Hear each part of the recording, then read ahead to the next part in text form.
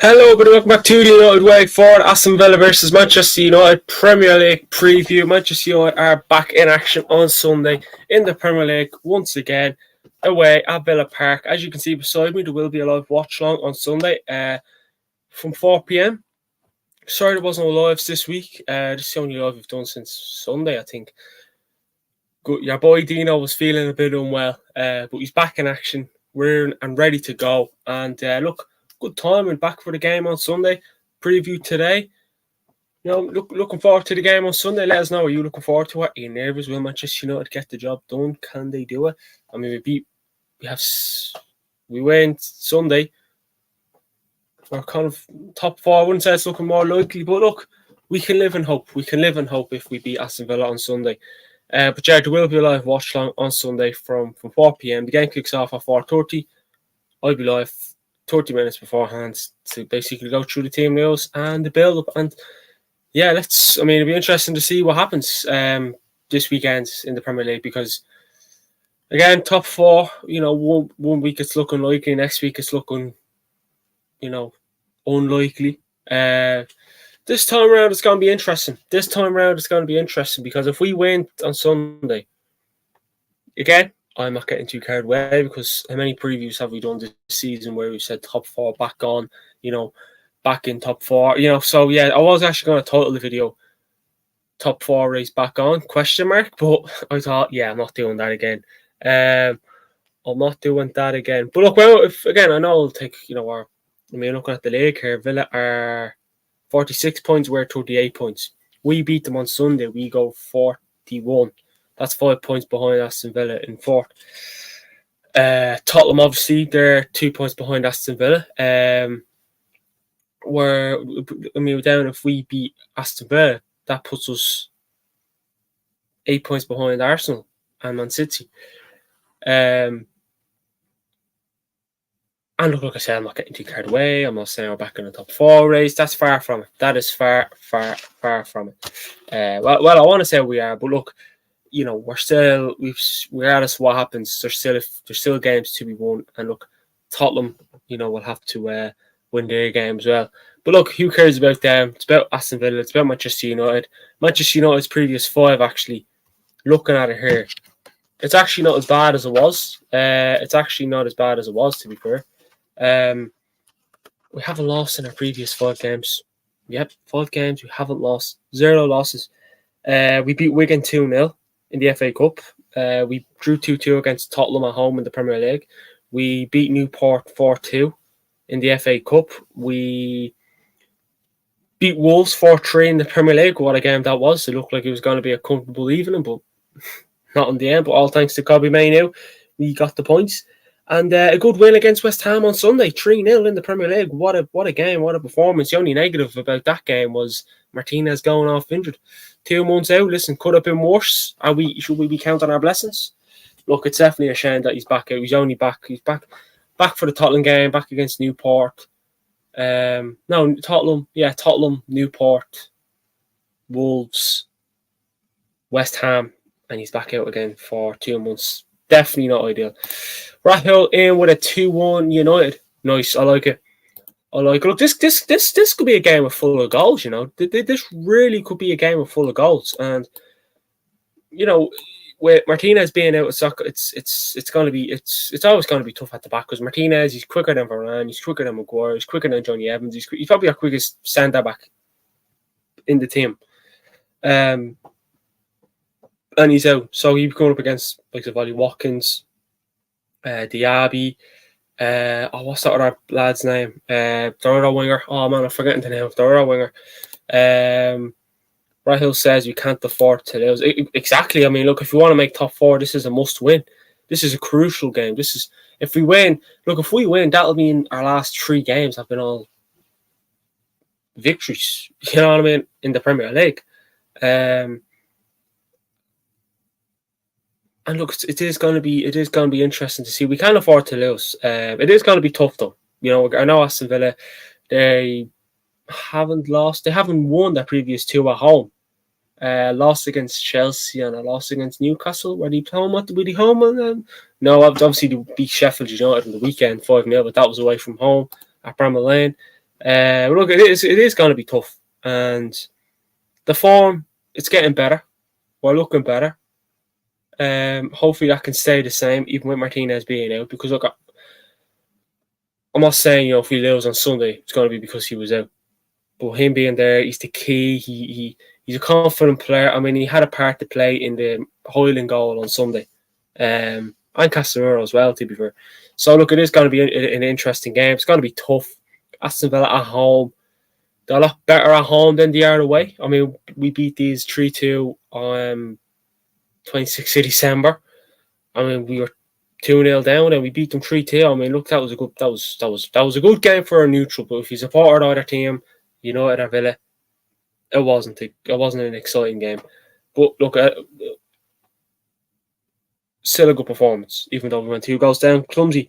But look, we have to be consistent. Consistency has been our problem this season, and our previous 5 we haven't lost. We haven't lost any of our previous 5 games. We've actually won our previous 3. So look, there is positives to look at. And, the injuries coming back are helping us. We almost have a fully fit team. Obviously, Mount has to return. Martinez still out. Well, Martinez out again. Alasia out. I think Wan-Bissaka is now out injured. So look, it's just still players to return. So we're not far away from a fully fit squad, because it's been a problem. I mean, there's times with this season where we've had to play Dalot left back, Lindelof left back, even Lindelof right back, Wan-Bissaka left back, Amrabat left back. I mean, does anyone remember that one?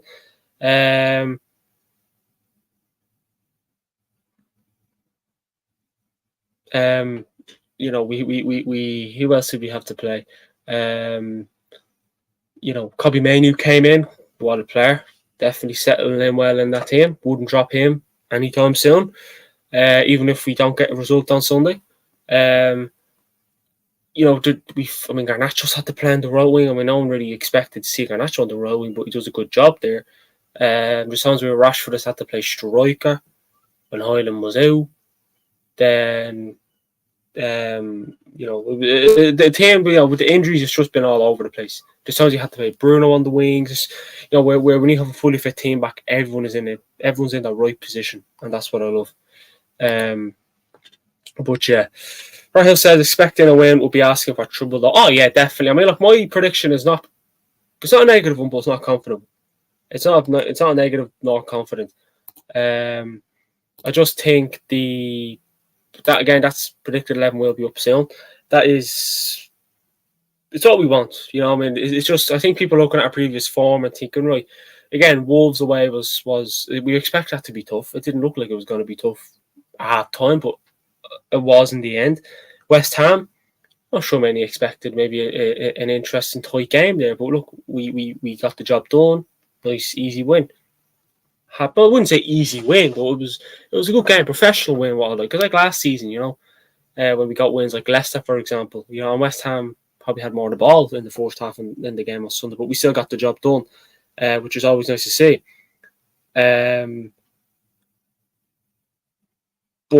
I mean, what's people's concerns for this game? Is it just not having Martinez there? Is he? Let's be honest. Is he the key to the defense?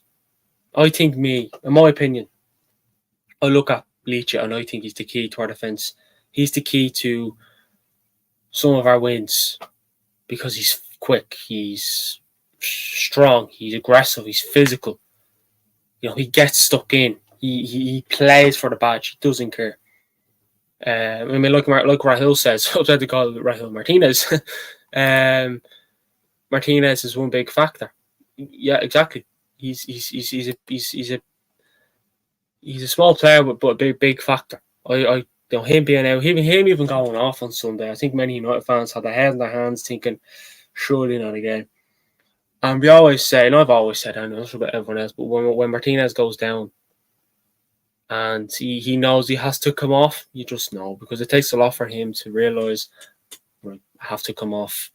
I can't do it. When Bowen got through and Dalot came across and blocked it, Martinez couldn't get back. He was done for. And look, that knee injury, I think it's a knee injury, out for 2 months. He'll miss the rest of this month and March.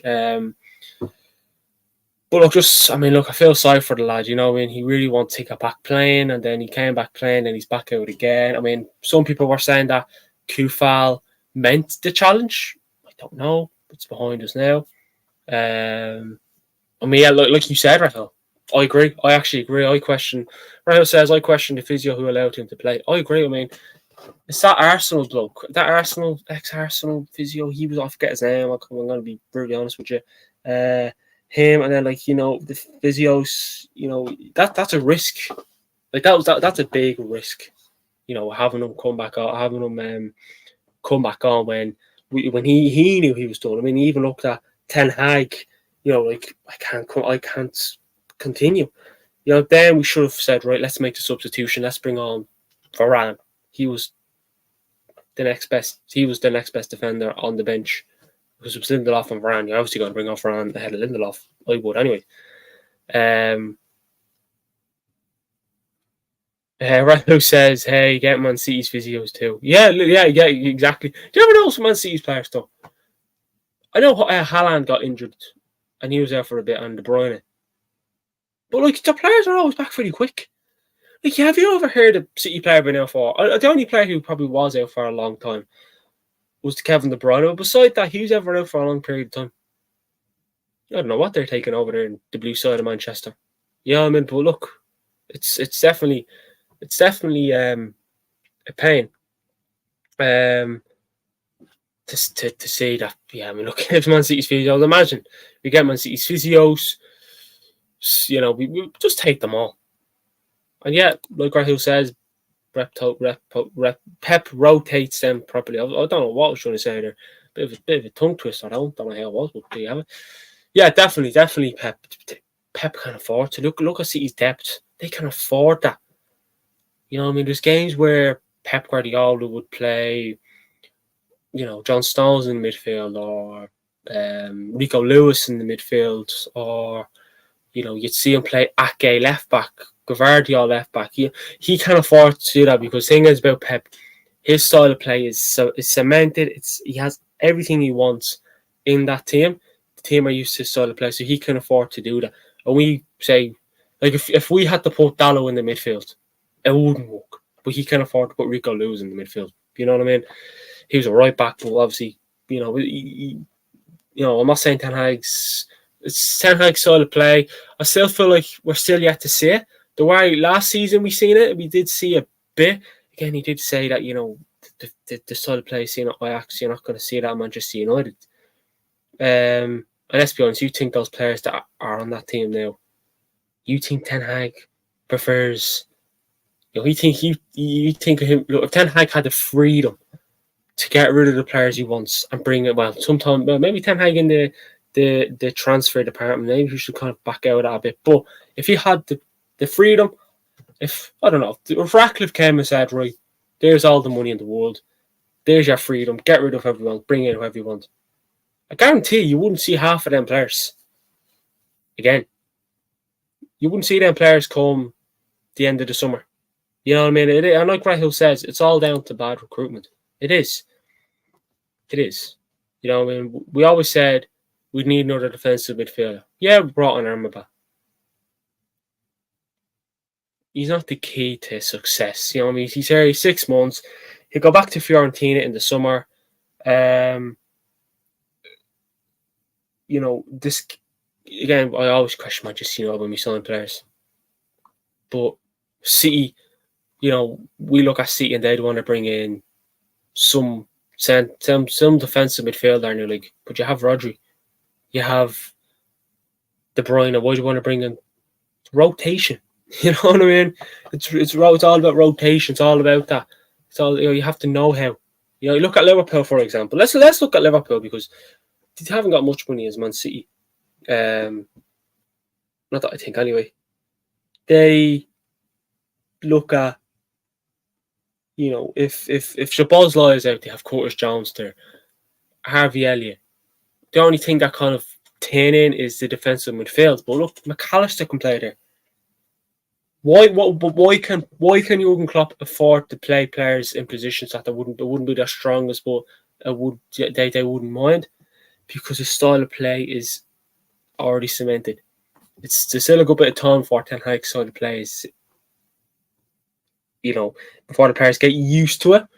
And yeah, that's just what I think. Hill says we need to think long term. Again, I agree. I agree with you there. There's no doubt about that. Long term, that's what we have to do. We can't be thinking short term. Right? Signing Arbat on a 6 month loan. We signed Regular on a 6 month loan. Obviously, he's gone back to went back to Tottenham. Now he's playing for Brentford. But Armaba, not a long term. Casemiro, he's not a long term. Who else is it? I know we obviously Varane, when we signed him, it was great, but he's not a long term. Again, I don't mind Varane. I like Varane. I wouldn't mind him staying. Like Malacia, might be people's favourite left back, favourite option at the back, at the left full back, but he's a long term. He's on his Shaw, Malacia. That's what it is. Hoyland is long term, whether you like him or not. Like remember we spoke about Karim Benzema potentially coming to United in January on loan. We're only taking that now, but people were like, we should really be thinking long term. Loans are short term. You have to, we don't do that. We bring in someone who's 30, 28, 29, 30 years of age, 31 even, and we're like, right, that's you. It's 4 or 5 year contract, and then come the last 2 or 3 years, they're not even able to kick a ball. They kick a ball. It is really poor. And you look at Aston Villa. They have good players. We look at Brighton. They get players injured, and they bring in some player we've never heard about. Only he plays like fucking Zinedine Zidane or Ronaldo or Messi. It's I don't know how, but why? Because why does that happen at Brighton? Because their scouting department it's brilliant. Yeah, their form at the moment isn't great, but Brighton scouting department, you cannot say it's bad because they get the right players. We never heard of them, and they do that. It's sure Manchester United doing that, bringing in players who want the most high profile. Again, I'm not saying don't bring in some 23-year-old from, I don't know, Ivory Coast who you never heard of before. I'm just saying, learn from Brighton. Look at them. But look, definitely a key thing in Sunday's game is going to be the midfield, because if we're not strong and quick in the midfield and the midfield battle, you look at Casemiro, he hasn't got the pace. And the thing is about Casemiro, and I think anyone would agree with me when I say this, what's up with the man's tackling? Does he love getting sent off? I think someone said it the other day in the watch along. Is it in his contract that if he gets a yellow or red, he gets an extra few bob in his wages? He just can't do it. You mentioned Paul Scholes in the tackling sense. We all remember Paul Scholes just couldn't afford to tackle. Paul Scholes, brilliant player, but he couldn't afford to tackle. Martinez would remind me of Scholes in that sense, just can't tackle. Or Casemiro would remind me of Scholes in that sense, just tackling. Kobe Mainoo, young, he's quick, doing very well. Keeping to himself, which I like about Kobe Mainoo. He's not getting too carried away. He gets his head down, gets stuck in, and that's why he plays well. And that, again, I still think that winner against Wolves boosted his confidence a lot. Then you have Bruno, who didn't do too bad on Sunday against West Ham. I'll give it to the man. Didn't play well against Wolves, but Sunday was better than Thursday. The midfield is going to be vital. And one thing I do like about Casemiro and Kobe Mainoo, they can ping a ball long to the left, to the right, up to Rasmus. And the thing is, Aston Villa will probably play a high line. So they'll play a high line. So then you'll have maybe Rashford on the left, Garnacho on the right, Rasmus. So Rashford will have to dominate the high line. Tommy runs. You look at Tottenham. The reason why we had a bit of success, because they played a high line. Unai Emery will play the high line. I think Digne and Torres is back for them. supposedly according to Unai Emery, so they'd be back. You'd imagine they'd maybe even start or be benched. Don't know. But they'll still play the high line. Aston Villa will still play the high line, and that's where Rashford, Garnacho, especially the wingers, should dominate that. And then the midfield and even the defence, if they can, time your runs and look at your man, look ahead. I'm sure Ten Hag could probably say that, look, they're probably going to play high line, so time your runs and try and get along, and get in. And look, I think that's probably how we'll win the game. Thing is about Manchester United, we cannot go toe-to-toe with many teams. Aston Villa's going to be a good game. It's going to be a very, very good game. Looking forward to it. But it's the high line, what we need to dominate on. Is it what we should be looking at, or should we be looking at what we did similar against West Ham? It is going to be interesting to see. And that's what many teams do against Manchester United. That's what many teams are trying to do these days. Play the high line. Many teams do it. Your Arsenal, your Liverpools, your Cities, your Tottenhams. Not sure about Chelsea. Don't think they have any lines. So yeah, it is going to be interesting to see what happens. And the only thing I am worried about is the defence, just that pace, because you have Ollie Watkins, Diaby. They are a good team, and I do worry about that. But the wingers and fullbacks have to be crucial in this game as well. The chemistry, look at the game. Shaw and Rashford on the left. When that clicks, that's good. Garnacho and Dalot, can't complain. Keep it going. Overlap, getting behind, you know what I mean? But the wingers should also be helping the fullbacks. And the fullbacks obviously helping the wingers. Help each other out. Because if you don't track back, Rashford will have to track back. Garnacho will have to track back.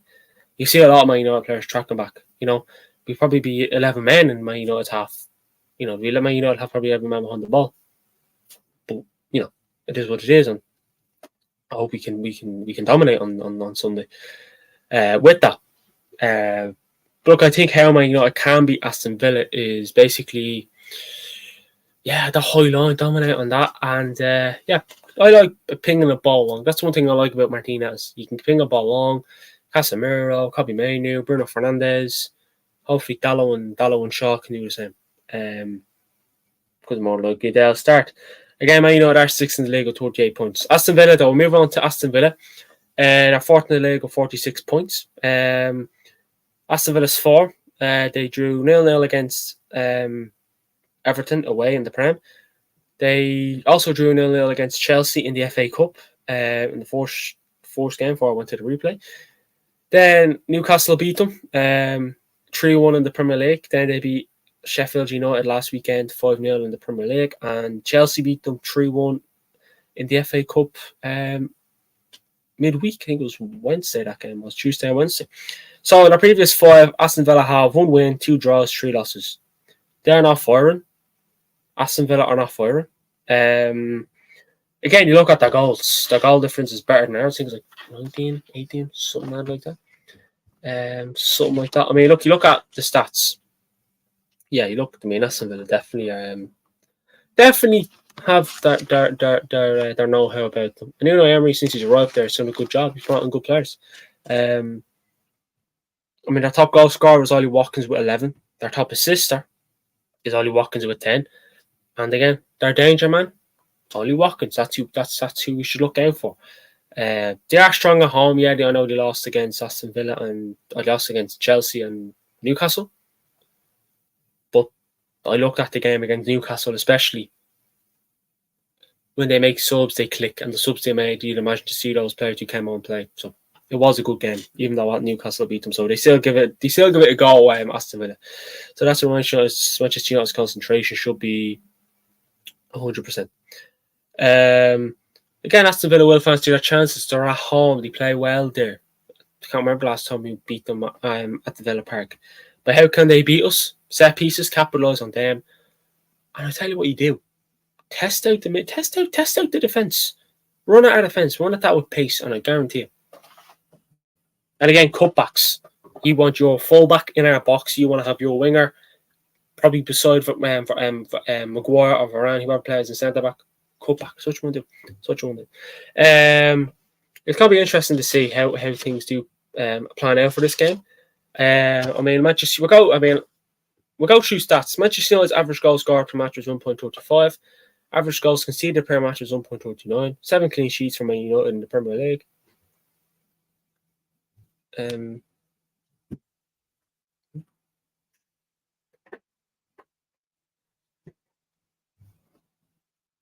Chances created per match 1.52. And we're 6th in the Premier League, 38 points with a goal difference of -1. Not great. Aston Villa, average goals scored per match 2.13. Average goals conceded per match 1.3. They have 6 clean sheets. Chances created per match 2.26, and they're 4th in the Premier League with 46 points with a goal difference of +19. They know how to find the back end of it.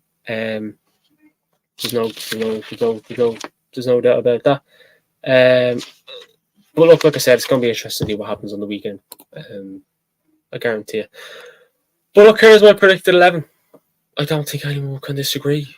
Onana in goals, a back four of Luke Shaw, Raphael Varane, Harry Maguire, and Diogo Dalot. I don't think Lindelof will come in. I don't think Johnny Evans will come in. I think the defenders we have available now are not quick. I don't think he'll play Luke Shaw left centre back. Because West Ham, Aston Villa have quick wingers, and they're reasonably fast team. So Shaw up against their wingers will be vital. Where if you have Shaw left centre back, it's going to give the Aston Villa right winger more freedom in behind. And we have no choice because we can't play Dalot left back because he's going to play right back. It is what it is. Unless you go Dalot left back, Lindelof right back, and then you go Maguire, Varane. But then that's just going to be a long day. That's just a slow defence then because Shaw's isolated. So I think it would be Varane and Maguire. Then it's midfield trio of Casemiro, Copamania, and Bruno Fernandes. Then up top, Rashford on the left, Garnacho on the right, and Rasmus Højlund up top. So I think it'll be. I think that's exactly what Ten Hag will go with. And I wouldn't mind going with it either. I just think Rashford, he's getting back to himself again, which is nice to see. Hopefully he had a few drinks in Belfast midweek, getting back scoring again. Garnacho obviously got 2 last week, so he'd be flying. Nice to see. And Kobe Manu, Casemiro, Bruno, that's still a strong team though. I know Martinez is out, but I look at that team and I think that's a strong 11. And that team can beat Aston Villa. It'd be tough, but I think it'll be it. But again, here's my score prediction: 2-2. 2-2 draw. Look, I think it's going to be goals. I was going to go 3-2. I think we'll play well. I actually think we'll play well. I think we'll score early. I actually think we'll score early. I think we'll score in the first 10, 15 minutes. I really do. I think Ollie Watkins will score for them, and I'm going to go Diaby. Ollie Watkins and Diaby, and for us, Rasmus Højlund and Marcus Rashford to score for us. That's what I think it'll be. Look, it's a point that I wouldn't really want because I want us to get the win. But look, a point will put us onto 39, still be far behind. But look, I say we'll go a goal up. Aston Villa will come back, get 2, and then we'll get an equaliser with 20 minutes to spare, maybe from a penalty. Who knows? But that's been the Manchester United versus Aston Villa Premier League preview. Please let us know your predictions in the comment section below. Please do subscribe if you haven't already and hit that notification bell to get notified every time we go live and make a video. And follow our social links in the description. Like I said at the start, there will be a live watch along on Sunday at 4 p.m. And thanks for watching. I'll speak to you on the next one. Thanks for watching. Come on, United.